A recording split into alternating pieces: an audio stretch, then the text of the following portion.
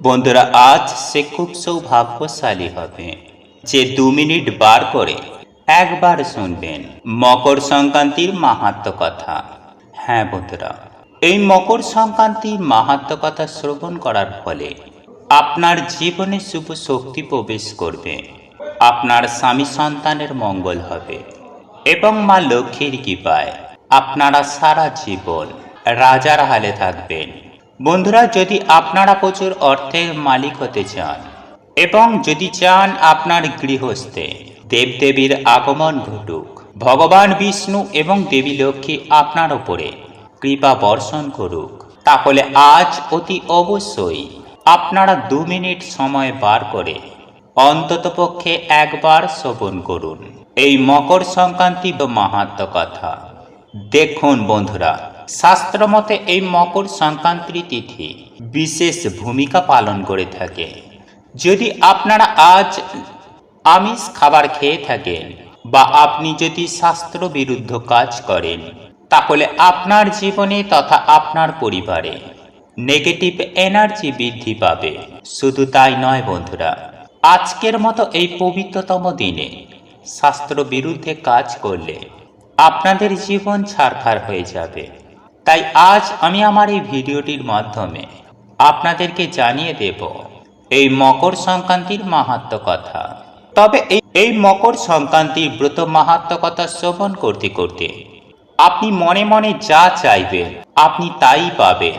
তাই আপনারা যদি চান আপনাদের জীবনে সুখ শান্তি বজায় থাকুক, যদি আপনারা চান কোনো ধনী ব্যক্তি হতে, তাহলে এই মকর সংক্রান্তির মাহাত্ম্য কথা শ্রবণ করতে করতে কখনোই ছেড়ে দেবেন না। হ্যাঁ বন্ধুরা, আপনারা একেবারে ঠিকই শুনছেন, কারণ এই মকর সংক্রান্তির মাহাত্ম্য কথা শ্রবণ করতে করতে কখনোই ছেড়ে দিতে নেই। আপনি যে মাহাত্ম্য কথাই শ্রবণ করুন না কেন, তা সম্পূর্ণ শ্রবণ করার চেষ্টা করুন, তাহলেই আপনারা এই মকর সংক্রান্তি মাহাত্ম্য কথা শ্রবণ করার সম্পূর্ণ সুফল আপনারা পাবেন।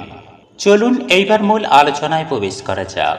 তাই এই প্রসঙ্গে বিস্তারিত জানার আগে আপনাদের বলে রাখি, আপনি যদি আমাদের এই চ্যানেলে নতুন হয়ে থাকেন তাহলে চ্যানেলটি অবশ্যই সাবস্ক্রাইব করুন এবং পাশে থাকা নোটিফিকেশন বেল আইকনটি ক্লিক করুন, কারণ আমি বিভিন্ন প্রকার তন্ত্র মন্ত্র বশীকরণ, টোটকা, বাস্তু টিপস, জ্যোতিষশাস্ত্র, পুজো আরাধনা এবং ব্ল্যাক ম্যাজিক করা নিয়ে নিত্য নতুন ভিডিও আপলোড করে থাকি, যা প্রয়োগ করার মাধ্যমে আপনার জীবনে থাকা সকল প্রকার সমস্যার সমাধান হয়ে যাবে।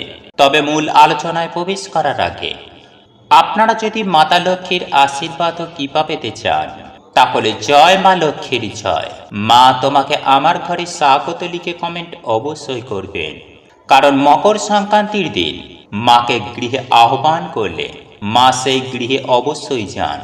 চলুন এইবার শ্রবণ করা যাক এই মকর সংক্রান্তির মাহাত্ম্য কথা।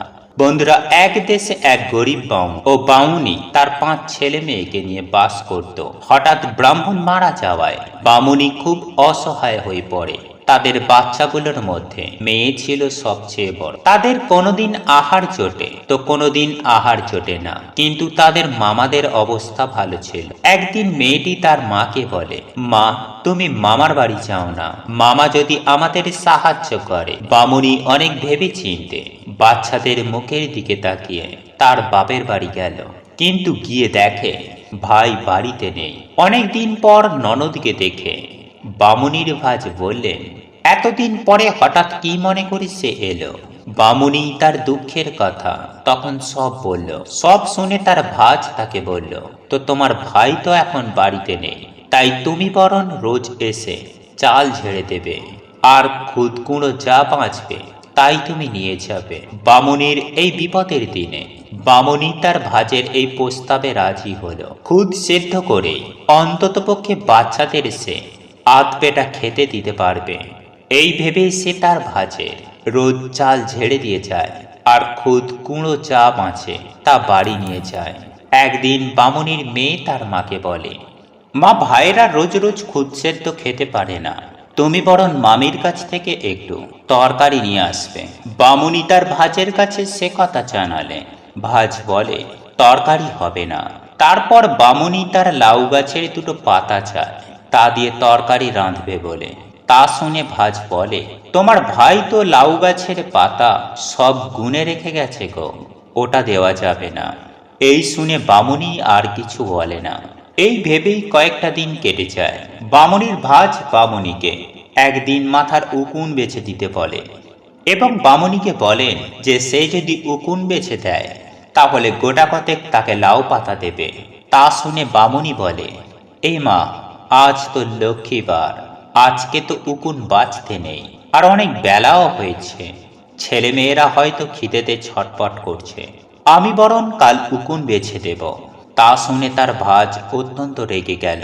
বাহ, নিজের বেলায় তো খুব ভালো বোঝো, আজ লক্ষ্মীবার হলে খুদ নিয়ে যাচ্ছ কেন? এতে ভাইয়ের অমঙ্গল হবে তো। এই বলে বামুনির কাছ থেকে সে সব খুদ কেড়ে নেয়। বামুনি তারপর কাঁদতে কাঁদতে বাড়ি আসার সময় ভাবে সেই দিন যাবার পথে যা পাবে তাই কুড়িয়ে নিয়ে গিয়ে সেদ্ধ করে খাবে। কিন্তু তার এমনই ভাগ্য, সে যাবার পথে দেখে এক মস্ত বড় মরা সাপ পড়ে রয়েছে। বামুনি তাই কুড়িয়ে নিয়ে ভাবে সেটাই সে সেদ্ধ করে খেয়ে সবাই একসাথে মরে যাবে, এবং সেই মতো সাপটাকে নিয়ে গিয়ে কেটে নুন মাখিয়ে সেদ্ধ করার সময় দেখে সাপটাকে যত ফোটানো হয় তার থেকে তত সোনার ফেনা বেরোয়। এইভাবে গোটা ঘর সোনার ফেনায় ভরে যায়। বামুনি সেই সোনার ফেনা তুলে একটি মাটির হাঁড়িতে ভরে সেই সোনার ফেনা তার ছেলেদের দিয়ে স্যাকড়ার কাছে বিক্রির জন্য পাঠায়। স্যাকড়া ভালো সোনা দেখে তা ভালো দাম দিয়ে কিনে নেয়। সেই দিন ছিল লক্ষ্মীবার, পৌষ সংক্রান্তির দিন। বামুনি টাকা পেয়ে আগে মা লক্ষ্মীর পুজোর জোগাড় করে। ঘটা করে মূলো ফুল ও সর্ষে ফুল দিয়ে মা লক্ষ্মীর পুজো আরাধনা করল। তারপর প্রতিবেশীদের ভালো করে প্রসাদ বিতরণ করে, ছেলে মেয়েদের প্রসাদ খাইয়ে তারপর নিজে খায়। এইভাবে মা লক্ষ্মীর আশীর্বাদে তার আর অভাব থাকে না। বড় বাড়ি, পালকি, ছেলে মেয়েদের বিয়ে দেওয়া, বামুনির সব কাজ সম্পূর্ণ হয়। বামুনির অবস্থার কথা লোকমুখে প্রচার হতে হতে তার ভাজের কানেও পৌঁছায়। কি ব্যাপার তা বুঝতে না পেরে সে তার ননদ ও ননদের ছেলে বউকে তাদের বাড়িতে একদিন নেমন্তন্ন করল। তখন বামুনি ও তার বৌমাদের গা ভর্তি গহনা পরিয়ে পালকি করে ভাজের বাড়ি বেড়াতে গেল। তাদের এমন অবস্থা দেখে ভাজের ভারী হিংসে হল, কিন্তু মুখে হাসি রেখে তাদের সোনার বাটি ও রূপোর থালায় করে খেতে দিল। তখন তাদের সোনার গহনা খুলে রেখে বলতে লাগলো, সোনাদানা হিরে মুক্তা ধন্য মান্য গণ্য, যাদের কল্যাণে আজ মোদের নিমন্ত্রণ। ভাজ কিছু বুঝতে না পেরে তার ননদকে জিজ্ঞাসা করলেন। ননদ বলল, ওরা বলতে চাইছে যখন আমাদের দুঃখ ছিল তখন দুটো খুদ আর লাউয়ের পাতাও পান ভরে দিতে পারেনি, এখন আমাদের অবস্থা ফিরেছে বলে সোনার থালা বাটি করে খেতে দিচ্ছে। ভাজ তখন লজ্জায় তার ননদের হাত ধরে ক্ষমা চাইল।